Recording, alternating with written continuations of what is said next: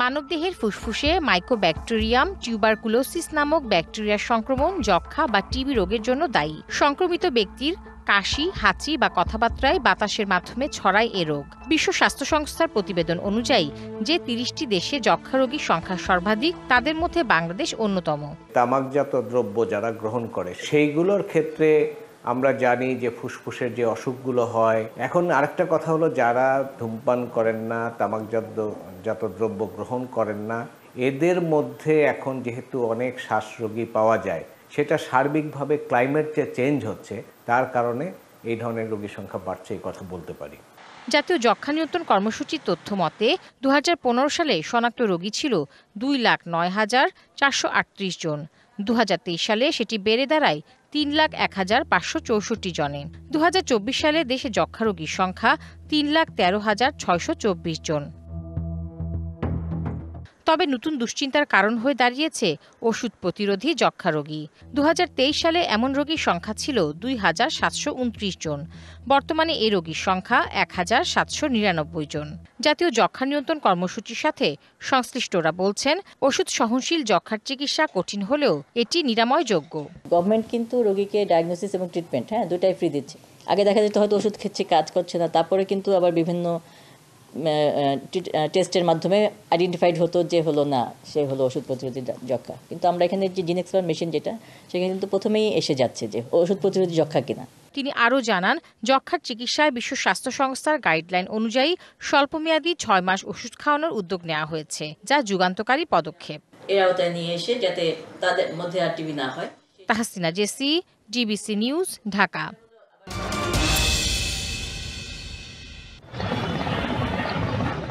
রাজধানীর Sadarghat launch terminal. অন্যান্য বছর রমজানের এ সময়ে তিল ধারণের স্থান না থাকলেও এবার শুনশান নীরবতা। পদ্মা সেতু চালুর পর কমেছে লঞ্চের যাত্রী, থমকে গেছে ব্যবসা। এর মাঝেও টার্মিনালে চলছে ঈদযাত্রার প্রস্তুতি। লঞ্চের সংখ্যা কমে যাওয়ায় নিজেদের মূলধন নিয়েই সংকটে কর্তৃপক্ষ। যাত্রীর অবস্থা খুবই খারাপ। প্রথম রোজার থেকে এই পর্যন্ত আমরা লোসকানে আছি। লঞ্চে একটু সময় দরকার, এই জন্য অনেক কাছে গাড়ি দিয়ে চলে যায়, কিন্তু আগের থেকে লঞ্চের এখন অনেকটাই যাত্রী কম। পদ্মা সেতু হওয়ার পর থেকে প্রায় 60% যাত্রী কমছে। প্রত্যেকটা যাত্রীকে নির্দিষ্ট গন্তব্যে সুশৃঙ্খল এবং নিরাপদভাবে পৌঁছার জন্য আমরা সার্ভিস দেব। সদরঘাট অভিমুখে সড়ক পথে যানজট ভোগায় যাত্রীদের। দুর্ভোগ কমাতে উদ্যোগের কথা জানালো ট্রাফিক বিভাগ। মানুষের যাতায়াতকে নির্বিঘ্ন করার জন্য ফুলবাড়িয়া থেকে কাঁচিবাজার পর্যন্ত রিক্সার লেনকে আলাদা করে দিয়েছি, যাতে করে রিক্সা এবং গাড়ি নির্বিঘ্নে যাতায়াত করতে পারে। অনওয়ে করে দিয়েছি, যে অনওয়ের মাধ্যমে একদিক দিয়ে গাড়ি যাবে, আরেক দিক দিয়ে গাড়ি আসবে। সদরঘাটগামী যাত্রীদের কোন রকম সড়ক পথের সমস্যা দূরীকরণে সর্বোচ্চ সচেতন ট্রাফিক বিভাগ। ঠিক তেমনি লঞ্চে যাতায়াতকারী যাত্রীরাও যেন কোনো রকম ফিটনেসবিহীন লঞ্চের জন্য দুর্ঘটনার শিকার না হন, সেজন্য চালানো হবে অভিযান। আতিক মেজবালগ্ন, ডিবিসি নিউজ, ঢাকা।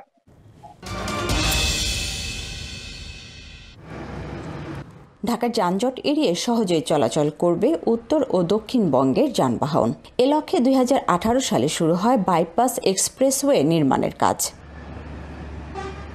৪৮ কিলোমিটার দীর্ঘ এই এক্সপ্রেসওয়ে চালু হলে জয়দেবপুর থেকে মদনপুর পর্যন্ত যাতায়াত করা যাবে নিরবচ্ছিন্নভাবে। ঢাকার ওপর গাড়ির চাপ কমবে কয়েক গুণ।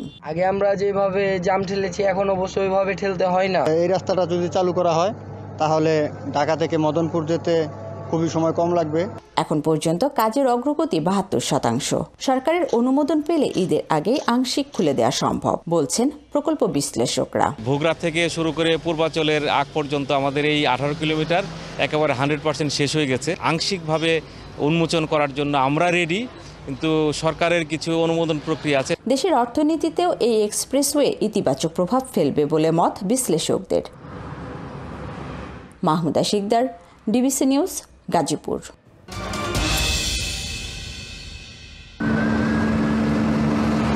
ঢাকা-টাঙ্গাইল মহাসড়কের এলেঙ্গা পর্যন্ত 4 লেনের সুবিধা।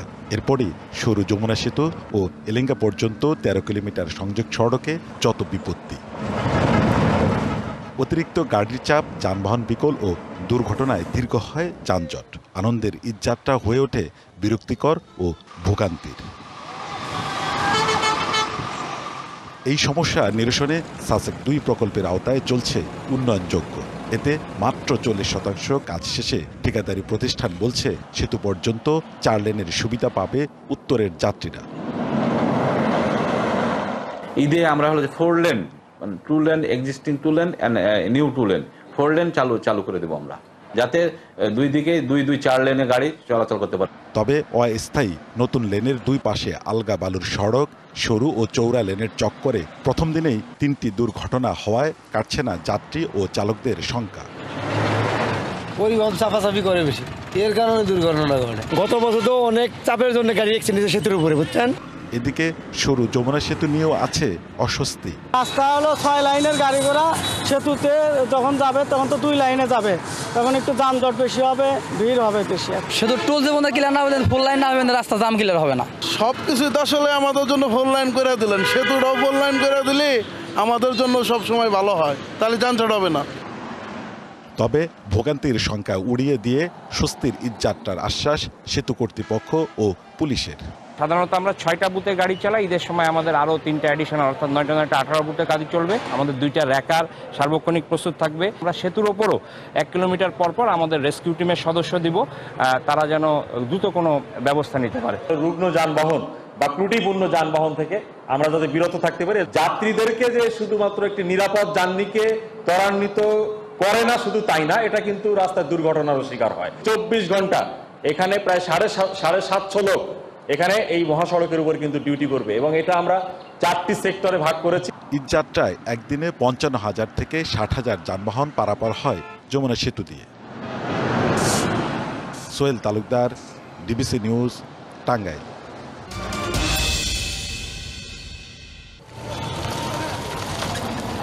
শত বছর আগে ব্রিটিশ শাসন আমলে স্থানীয়দের চলাচলের সুবিধার জন্য আশুগঞ্জ রেলওয়ে স্টেশনের নিচ দিয়ে নির্মাণ করা হয় এই আন্ডারপাস। দীর্ঘ সময় সংস্কার না হওয়ায় ঝুঁকিপূর্ণ হয়ে উঠেছে এই পথটি। চর চারতলা ইউনিয়নের 50,000 মানুষ ও আশুগঞ্জ ইউরিয়া সার কারখানা, পেট্রোবাংলা সহ কয়েকটি সরকারি প্রতিষ্ঠানের পণ্যবাহী ট্রাক চলাচলের একমাত্র পথ এই আন্ডারপাস। ফলে দুর্ঘটনা সহ যানজটে দুর্ভোগের শিকার হচ্ছে সাধারণ মানুষ। বড় বড় ট্রাক কিন্তু এই সুড়ঙ্গে দিয়ে আসতে পারছে না। এই সুড়ঙ্গের চারপাশে কিন্তু সংঘর্ষ লেগে যাচ্ছে, এবং সংঘর্ষ লেগে যাওয়ার কারণে এই সুড়ঙ্গটি বর্তমান এমন একটা অবস্থা হয়েছে যে কোনো মুহূর্তে ধসে পড়ার মতো অবস্থা হয়ে গেছে। দেখা যায় এই চুঙ্গা ব্রিজটা থাকে না, এই যে সুড়ঙ্গ ব্রিজটা, এটা থাকার কারণে প্রতিনিয়ত জ্যামের সৃষ্টি হয়, মানুষ প্রতিনিয়ত ভোগান্তির মধ্যে পড়ে। উপজেলা নির্বাহী অফিসার জানান, ইন্টারনাল কন্টেইনার ডিপো নির্মাণ ও একটি 4 লেন সড়কের কাজ চলছে। এই সড়ক যখন আন্ডারপাস হয়ে যাবে তখন সুড়ঙ্গ পথটিও 4 লেন করা হবে। 4 লেনের এই রাস্তাটি যাতে আন্ডারপাসটাও যাতে 4 হয়ে থাকে, 4 লেনে থাকে, সেই জন্য আমাদের যে সংশ্লিষ্ট বিভাগগুলি, বিশেষ করে বাংলাদেশ রেলওয়ে এবং আমাদের BIWTA, এরা যৌথ উদ্যোগেই কিন্তু আমাদের এই আন্ডারপাসটির কার্যক্রম হাতে নিয়েছে, এবং ইতিমধ্যে আন্ডারপাসটি নির্মাণের যে অর্থের যে বিষয়টি রয়েছে সেটার অধিকাংশই কিন্তু বাংলাদেশ রেলওয়েকে বাংলাদেশ BIWTA ইতিমধ্যে পরিশোধ করেছে। দ্রুত ঝুঁকিপূর্ণ আন্ডারপাসটি প্রশস্ত ও সংস্কারের দাবি এলাকাবাসীর। DBC News desk. ঈদ যত সামনে আসছে, ময়মনসিংহের বিপণী বিতান ও ফুটপাতগুলোতে ভিড় ততই বাড়ছে। দিনে চাপ কিছুটা কম থাকলেও সন্ধ্যার পর জমে উঠছে মার্কেটগুলো। ক্রেতার পছন্দের কথা মাথায় রেখে বাহারি পণ্যের পসরা সাজিয়েছেন বিক্রেতারা। তবে দাম নিয়ে রয়েছে মিশ্র প্রতিক্রিয়া। গত বছর আফগান গেছে, গারারা গেছে, সারারা গেছে, ওইরকম ড্রেস এবারও হালকা পাতলা চলতেছে। মানে ঈদ পারপাস, মানে বেচা বিক্রি ভালোই আছে। বেচা কেনায় জমজমাট নেত্রকোনার বিপণী বিতানগুলো। সব বয়সীদের জন্য বাহারি পোশাক, জুতা, অলংকার ও প্রসাধনীর পসরা সাজিয়েছেন দোকানিরা। বিক্রি ভালো হওয়ায় খুশি বিক্রেতারা। তবে একদরের নামে ব্যবসায়ীদের বিরুদ্ধে প্রতারণার অভিযোগও রয়েছে। একদরের দোকানগুলোতে যে আসলে কি এটা এই কাপড়ের রেটই এরা কি বসাচ্ছে, না মানে এদের মন চাহিদা বসাচ্ছে, লিখা মূল্যের মধ্যে বিক্রি করতে তারা সর্বোচ্চ চেষ্টা করতেছে। তবে পকেটমার ও ছিনতাই আতঙ্ক বেড়েছে জনমনে। চুরি ছিনতাই রোধ ও বাজার নিয়ন্ত্রণের চেষ্টার কথা জানিয়েছে প্রশাসন। সামনে ঈদ থেকে কেন্দ্র করে লোকজন শপিং এ আসে, ওনাদের সিকিউরিটির জন্য, ওনারা যেন নির্বিঘ্নে বাড়ি ফিরতে পারে, ওনাদের জন্য আমাদের মোবাইল পার্টিকুলার বাটি সহ সমন্বয় বিভিন্ন স্পেশাল টিম রাস্তা কাজ করছে। ঈদ উল ফিতর উদযাপন উপলক্ষে জনগণ যাতে কোনো রকমের হয়রানির শিকার না হতে পারে, সেটি সকল মার্কেট, সকল বিষয়ে কিন্তু আমরা কথা বলেছি যে কোনোভাবে জনগণকে প্রতারিত করতে পারবে না। চুয়াডাঙ্গার মার্কেটগুলোতেও ক্রেতাদের উপচে পড়া ভিড়। প্রতিবার সীমান্তবর্তী এ জেলায় ভারতীয় পণ্যের আধিপত্য থাকলেও এবার কমেছে। এবার শীর্ষে দেশি ও পাকিস্তানি পণ্য। গতবারের তুলনায় এবছর দাম বাড়তি বলে অভিযোগ ক্রেতাদের, তবে দাম সহনীয় দাবি বিক্রেতাদের। পছন্দ হচ্ছে কিন্তু পছন্দ মতো দাম না। এবার দাম ঠিক আছে কিন্তু তুলনামূলক একটু বেশি। ভারতের পোশাক সেমন একটা চাহিদা নেই। আমাদের দেশি প্রোডাক্ট অনেক ভালোভাবে বিক্রি করতে পারছি। পণ্যের দাম স্বাভাবিক রাখতে ও প্রতারণা বন্ধে নিয়মিত তদারকি চলছে বলে জানিয়েছে প্রশাসন। পাকিস্তানি ড্রেস বেশি দাম বা নিম্নমানের বা পাকিস্তানি ড্রেস না বলে অন্য কোনো ড্রেস চালাচ্ছে, তাহলে আমরা এটা আইনগত ব্যবস্থা গ্রহণ করব। আর আমাদের এই তদারকি কার্যক্রম সবসময় চলছে। ঈদ ঘিরে 3 জেলায় প্রায় 1000 কোটি টাকার বেচাকেনার আশা ব্যবসায়ীদের। Mehedi Hasan, DBC News desk. শুধু আশেপাশের জনপদেই নয়, দেশজুড়ে সুখ্যাতি শত বছরের ঐতিহ্যবাহী সিরাজগঞ্জের উল্লাপাড়ার সলপে উৎপাদিত ঘোল ও মাঠার। সলপ রেলওয়ে স্টেশন এলাকায় সুস্বাদু এই পানীয় স্থানীয়ভাবে সলপের ঘোল নামে সুপরিচিত। সকালে গাভীর খাঁটি দুধ সংগ্রহ, বড় পাত্রে 4 থেকে 5 ঘন্টা দুধ জাল করে অন্তত 6 ঘন্টা ঠান্ডা করে রাখা হয়। এরপর মেশিনে ভাঙিয়ে তৈরি করা হয় ঘোল ও মাঠা। উৎপাদিত ঘোল ও মাঠায় কিছুটা বরফ মিশিয়ে তুলে দেওয়া হচ্ছে ক্রেতার হাতে। ছাকার পরে চুলাতে দেওয়ার পরে যখন মোটামুটি ঘোল এবং মাঠা হওয়ার পর যায় এসে যায়, ফ্যানের নিচে দেওয়ার পরে আবার ঠান্ডা হবে। আজকে রাত পরে সকালে মনে করেন শুরু হবে। সিরাজগঞ্জে দুধের বিখ্যাত সাদাতপুর, ওখান থেকে আমাদের দুধ আসে প্রায় 200 থেকে 250 মণ দুধ আসে। রমজানের শুরু থেকেই প্রতিদিন দেশের বিভিন্ন প্রান্ত থেকে ক্রেতারা ছুটে আসছেন সলপে। অনেকে দুধ জাতীয় দ্রব্য খেতে পারে না, কিন্তু ঘোলটা খেলে তার পেটটা ঠান্ডা থাকতে পারে এবং পেট ঠান্ডা থাকলে শরীরটা ভালো থাকতে পারে। এখানে ঘোল অনেক সুস্বাদু, আর ইফতারের সময় যদি সলপের মাঠা দিয়ে না খাওয়া হয় তাতে ইফতার পরিপূর্ণ হয় না। এর আগেও আমরা খেয়েছি এবং তার জন্য নেওয়ার জন্য এসেছি। আমরা মাঠা বিক্রি করি 1 কেজি 120 টাকা, গোল বিক্রি করি 100 টাকা। গুণগত মানের প্রশ্নে আপোষ না করা ও সততা ধরে রাখায় এর সুনাম বাড়ছে। 1922 সনে এই ঘোলের ব্যবসা শুরু করেন। এরপর থেকে আমার বাপ চাচারা শুরু করেন, তারপরে আমরা শুরু করি। রমজান আসলে প্রায় প্রত্যেক দিন 200, 300, 400 মণ দুধ এখানে উৎপাদন করতে হয়। বাংলাদেশের প্রায় 35টা জেলায় মাল ঢোকে আমাদের ঘোলটা আমরা খাঁটি দুধেতে তৈরি হয়, যার সুস্বাদু বেশি। বর্তমানে দোকানগুলোতে প্রতিদিন বিক্রি হচ্ছে 400 থেকে 500 মণ ঘোল ও মাঠা। খালিদ হৃদয়, ডিবিসি নিউজ, সিরাজগঞ্জ।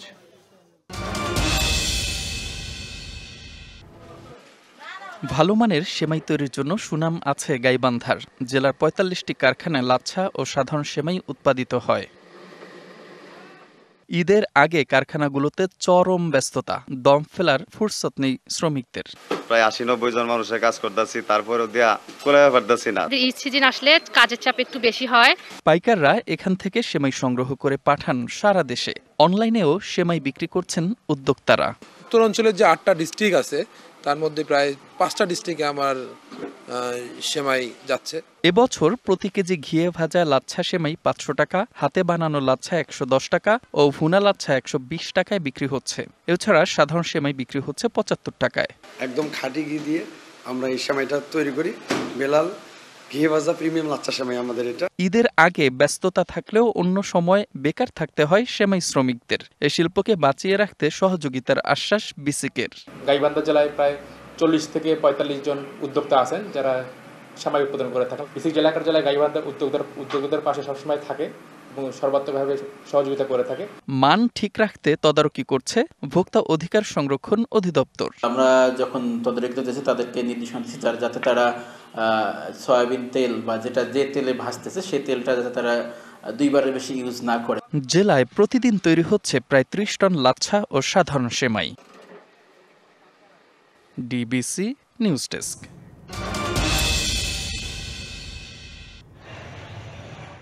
ঋতু পরিবর্তনের ফলে ভোলায় প্রতিদিনই বাড়ছে ঠান্ডাজনিত রোগীর সংখ্যা। 50 শয্যা শিশু ওয়ার্ডে চিকিৎসা নিচ্ছে 2 শতাধিক শিশু। এদের অধিকাংশই আক্রান্ত ডায়রিয়া, নিউমোনিয়া ও শ্বাসকষ্ট সহ ঠান্ডাজনিত বিভিন্ন রোগে। জায়গা সংকুলান না হওয়ায় হাসপাতালে শিশু ওয়ার্ডের একটি বেডে রাখা হচ্ছে একাধিক রোগী। অনেকের জায়গা হয়েছে বারান্দার মেঝেতে।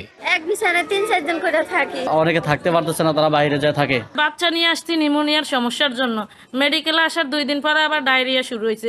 শিশুকে ঠান্ডা থেকে দূরে রাখা ও পুষ্টিকর খাবার খাওয়ানোর পরামর্শ চিকিৎসকের। আবার যে চেঞ্জ হয় গরম সময় তাকে একটু ঘামটা বলে এটা মুছে দেবে, একটু পুষ্টিকর খাবার খাবে, আর একটু ঠান্ডা লাগলে ওই সময় একটু কাপড় দিয়ে ঢেকে রাখবে।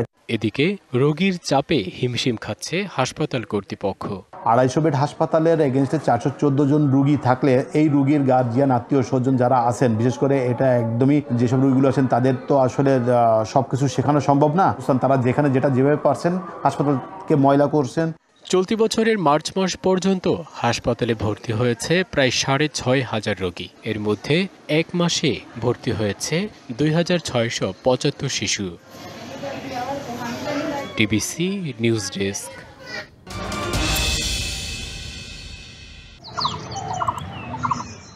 ফলের তালিকায় স্ট্রবেরির চাহিদা দিন দিন বাড়ছে। পুষ্টিগুণ সমৃদ্ধ এই ফলের উৎপাদন বাড়াতে চাষ শুরু করেন দিনাজপুরের কাহারোলের কান্তনগর এলাকার কৃষক আব্দুল জলিল। জয়পুরহাট থেকে চারা এনে 30 শতক জমিতে শুরু করেন স্ট্রবেরি চাষ। অভিজ্ঞতা না থাকায় চারায় পোকাসহ বিভিন্ন বালাই দেখা দেয়। এতে কিছু চারা নষ্ট হলেও ফলন পাচ্ছেন ভালো। কেজি প্রতি স্ট্রবেরি বিক্রি হচ্ছে 400 টাকায়। এই পর্যন্ত মোটামুটি আমার 7 থেকে 8 মণ বিক্রি হয়েছে এবং আশা করি যদি আমার গাছটা আরো 1 মাস বা 20 দিনের মতো থাকে তাহলে আশা করি আমি আরো হয়তো 10 মণ বিক্রি করতে পারবো এখান থেকে। এলাকায় চাহিদা থাকায় আগামীতে চাষের পরিধি বাড়ানোর কথা ভাবছেন এই উদ্যোক্তা। অনেক তরুণ উদ্যোক্তা স্ট্রবেরি চাষে উদ্বুদ্ধ হলেও সংশ্লিষ্ট বিভাগের পরামর্শ না নেয়ায় হচ্ছেন ক্ষতিগ্রস্ত। তরুণরা আমাদের যে আমরা পরামর্শ দিয়ে থাকি হর্টিকালচার সেন্টার থেকে, এখানে সাধারণত যোগাযোগ না রাখার কারণে তারা বিশেষ করে এই ফল চাষ করতে গিয়ে ক্ষতিগ্রস্ত হচ্ছে। পুষ্টিগুণ সমৃদ্ধ এই ফলের উৎপাদন ছড়িয়ে দিতে কৃষি বিভাগের বিশেষ ভূমিকা নেয়ার আশা করছেন উদ্যোক্তারা। DBC News desk.